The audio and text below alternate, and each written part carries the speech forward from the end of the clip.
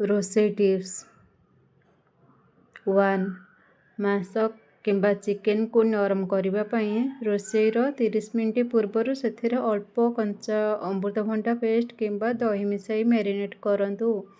2 माछ भाजिबा समय कड़ाई रे जदि माछ लगी जाए तेबे तेल गरम हेबा पर से सामान्य लुण छिंची माछ पकांतु। 3 चिकेन ग्रेवी को अधिक स्वादिष्ट करने से पियाज सह अल्प काजू और मगज पेस्ट मिसांतु। 4 सीझा अंडार चोपा सहजरे छड़ाइवाई अंडा सीझाइवा पानी रे 1 चमच लुण पकांतु एवं सीझिबा पर तुरंत ठंडा पानी रे रखंतु। 5 चिकेन बा माछर आइंसिणिया गंध दूर करने ताकू रांधिबा पूर्वर लेंबू रस एवं हलदी लगाई 15 मिनिट रखी धोई दियंतु। खीरी प्रस्तुत कला बेले क्षीर जेमिति तळु न लागिबो सेथिपई पात्र रे प्रथमे अल्प पानी पकाई तापरे क्षीर ढालंतु। 7 हालुआ किंबा सुजी उपमा बनैया पूर्वर सुजी को सुखिला कड़ाई रे अल्प भाजी रखिले ताहा गोटा गोटा होई रहे एवं स्वाद भल आसे। 8 घरे केक बनैबा समय बैटर को सबुबले गोटे दिगरे ही चामच चलाई मिसांतु एहा द्वारा केक भल भावे फुली थाए।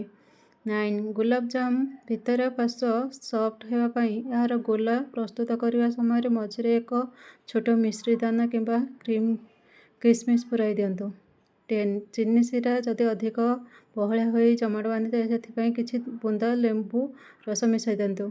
चाउल किंबा गहम पोक न लागिबापई सेही डबारे किछि सुखिला लिंब पत्र किंबा तेजपत्र रखंतु। सुजी को बेसी दिन भल रखिबापई ताकू हल्का भाजी ठंडा हेबा पर एयर टाइट कंटेनर रे रखंतु। गुड़ को पिंपुड़ी किंबा आर्द्रतारू रक्षा करने गुड़ डबारे 2 ରୁ 3ଟି लवंग पकांतु।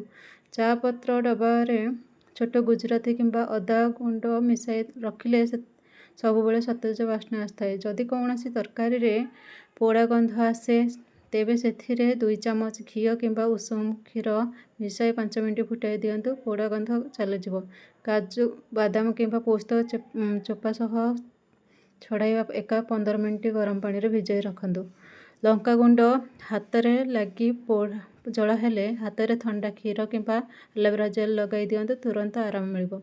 छेना पोड़ बा बेकिंग सोडा करथुवा पात्र प्रथमे घी लगाई अल्प सुखिला अटा छिंची दियंतु या द्वारा खाद्य तले लागे नाही। कौनसी परिबा सुखी गले ताकू लुण पानी ठंडा पानी रे 1 घंटा रखिले ताहा पुणी सतेज होइजिवो। सालाड